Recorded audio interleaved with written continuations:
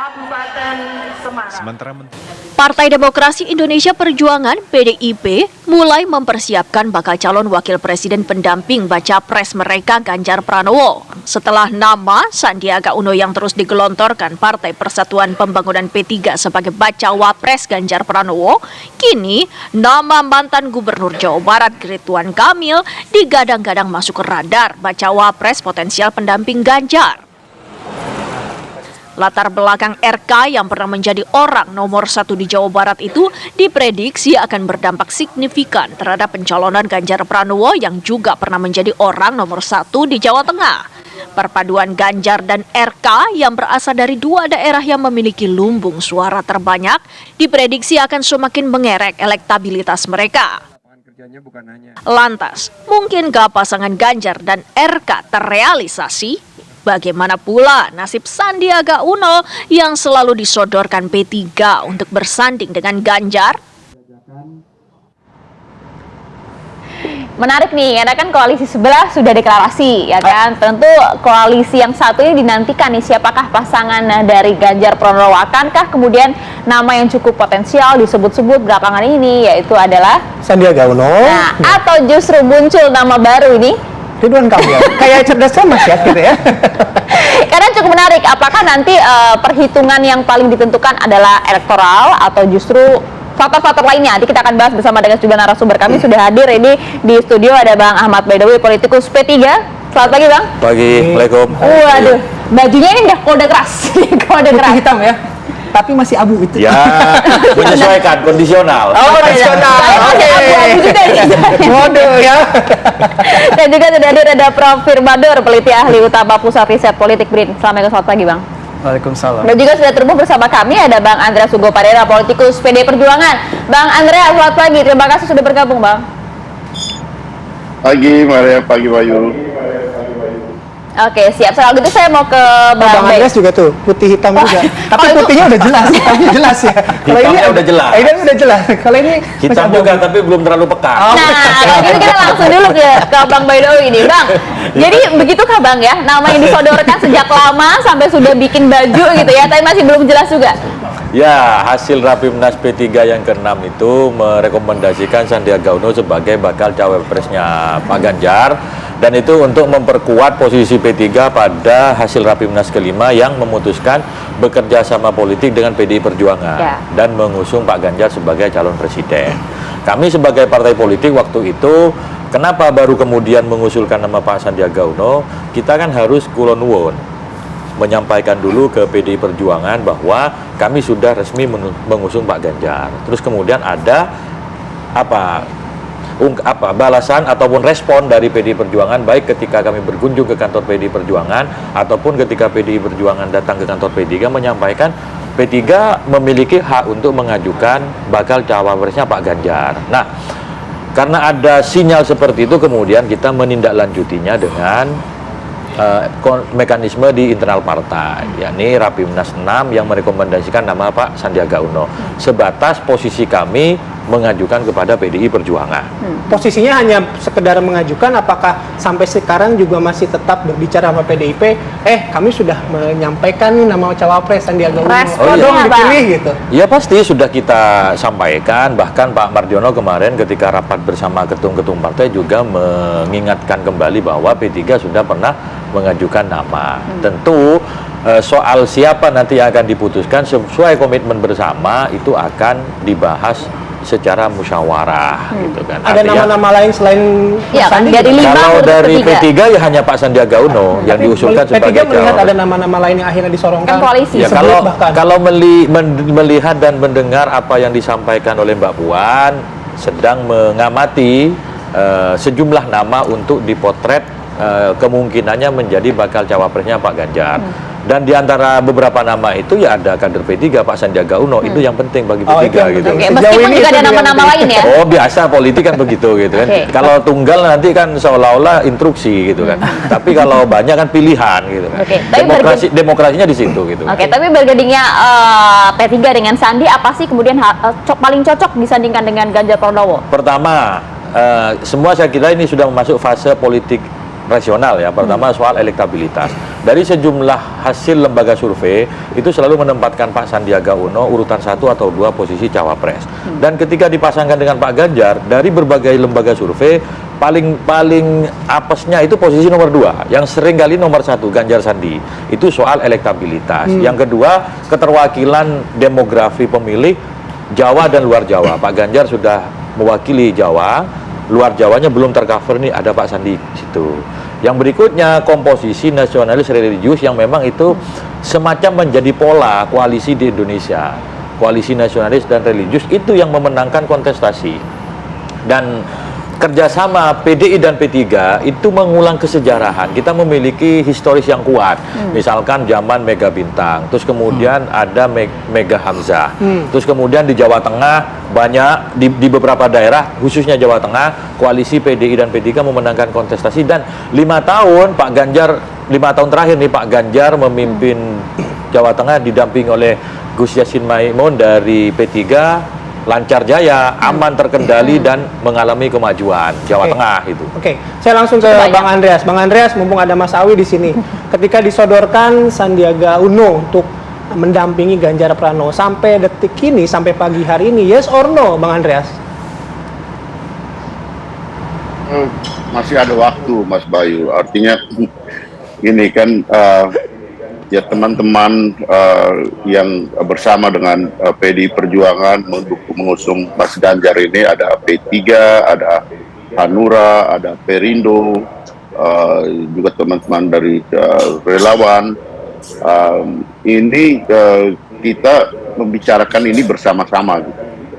Dalam arti ketika melakukan suatu proses kerjasama ini dibicarakan bersama-sama untuk ya membangun pandangan yang sama, sehingga dengan demikian kita ya gotong royong untuk mengusung pasangan yang ke depan yang kemudian juga menjadi calon wakil presidennya Mas Ganjar. Oleh karena itu di sini kan kita lihat ada banyak ada beberapa lah gitu, ada beberapa pilihan. Tadi betul apa yang disampaikan oleh Mas Awi tadi, bahwa dari nama-nama ini kan kita lihat ada faktor pertimbangan, faktor elektabilitas pasti tentu, karena bagaimanapun faktor elektoral itu perlu menjadi satu faktor yang dipertimbangkan. Tapi kemudian juga kita perlu melihat bagaimana komposisi-komposisi yang berkaitan dengan ya nilai yang akan dibawa oleh kepemimpinan ini ke depan, yang kemudian juga menjadi faktor yang kemudian melanggengkan pemerintahan ini gitu. Kalau mereka menang, dan kita kemarin sudah membentuk tim pemenangan nasional gitu.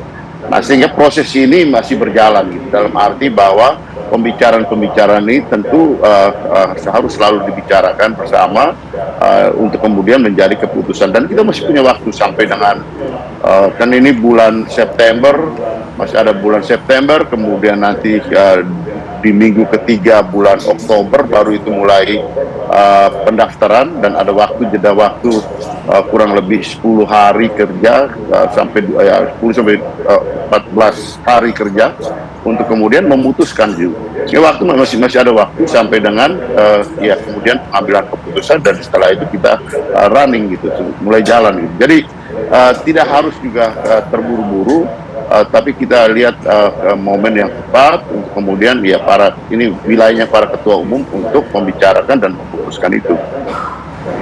Termasuk nama Ridwan Kamil juga, Bang Andreas? Kenapa? Ya, termasuk nama Ridwan Kamil juga? Ya, kita tahu bahwa Pak Ridwan Kamil kan ini salah satu ya figur yang ada dalam ya elektoral yang menjadi ya cukup tinggi lah gitu, dalam arti nama 5 besar, 6 besar itu ada Pak Ridwan Kamil gitu. Tapi kan kita tahu juga bahwa Pak Ridwan Kamil ini kan adalah kader Golkar, sehingga pembicaraan ini tentu harus mengacu pada bagaimana kebersamaan itu dibangun gitu. Jadi kita juga tidak bisa main asal comot aja seperti kemudian ya yang terjadi di beberapa tempat yang lain, di mana kita diambil comot sana, kemudian meninggalkan yang ini, kemudian yang lain meninggalkan. Jadi membangun infrastruktur kebersamaan ini, pasangan ini harus dibicarakan, dan kemudian ya sehingga dengan demikian kuat kita di dalam mengusung pasangan yang kita jagokan ke depan ini. Itu Mas Bayu. Oke, nampaknya ya kalau bilang masih lama, waktunya masih panjang, tunggu dulu. Saya jadi ingat koalisi sebelah nih ya. Demokrat mendesak, kemudian tunggu dulu, akhirnya hengkang juga. Jangan sampai kemudian P3 juga begini nih Bang. Karena tadi sudah, waduh, bergeningnya sudah cukup banyak gitu ya. Masalahnya bajunya masih abu-abu gitu. Karena kita juga cukup ingat begitu Bang Andreas, bahwa jubir dari Sandi, Bang Deddy Suryo sempat sampaikan kayaknya P3 akan mempertimbangkan jika kemudian nanti nama Sandiaga Uno tidak jadi cawapres dari Ganjar Pranowo. Bang Andreas. Kalau P3 itu tetangga, kawan lama, kami pernah mengalami nasib yang sama, jadi ya sudah saling kenal gitu, sudah saling tahu gitu dengan Mas Alvin, dan kami punya kesejarahan yang sama gitu, sehingga ya di dalam proses kerjasama ini kami selalu berkomunikasi.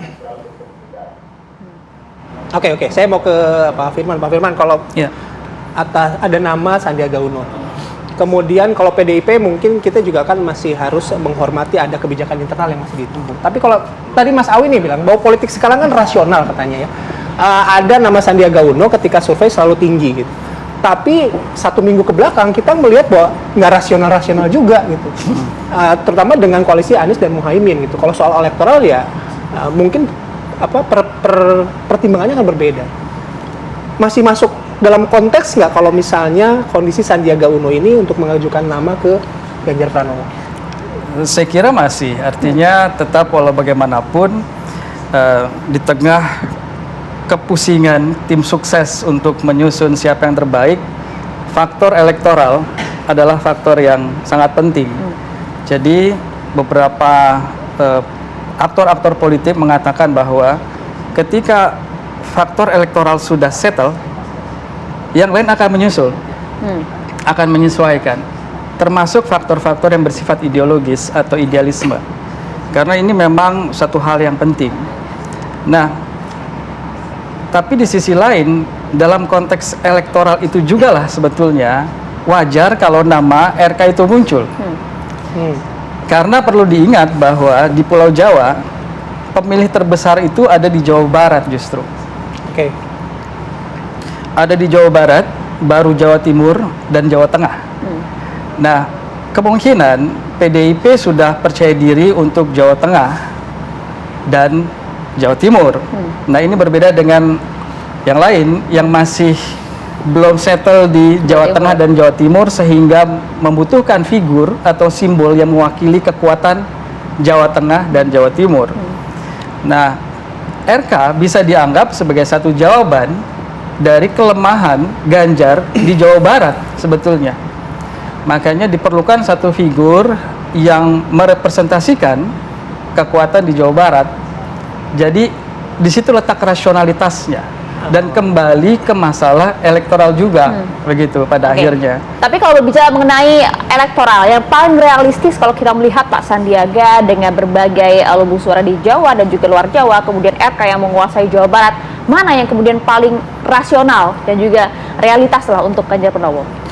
Iya, kalau dilihat Anies punya kelemahan di Jawa Tengah dan Jawa Timur, saya kira Ganjar ini memang perlu pendalaman di Jawa Barat gitu ya, sehingga memang memerlukan kekuatan di sana gitu. Tapi apakah kemudian jawabannya adalah harus RK? Nah, ini kan persoalan lain gitu, karena mengingat tadi sudah disampaikan juga bahwa kalau kita bicara Indonesia, bisa jadi kekuatan di luar Jawa juga cukup kuat di Sandi ketimbang RK begitu. Nah, sehingga di sini nanti tim sukses yang akan menilai secara seksama apakah battleground kita di Jawa Barat dan mempercayakan kekuatan PDIP dan rekan-rekan di luar Jawa, atau memang kita memilih Sandi yang memang punya kekuatan di luar Jawa begitu. Tapi keduanya saya kira ini bisa masuk radar karena kembali bahwa keduanya memang promising. ya menjanjikan dari sisi elektabilitas. Berarti konteks yang Mas Awi sampaikan kalau sampai saat ini masih kalau warna abu-abu masih masuk akal lah ya. Belum masih hitam. Nanti kita lanjut lagi ya. Kami akan Belum kembali dapat sesaat kiriman lagi. dari Bang Andreas. Sesaat lagi dan bakal Indonesia lagi.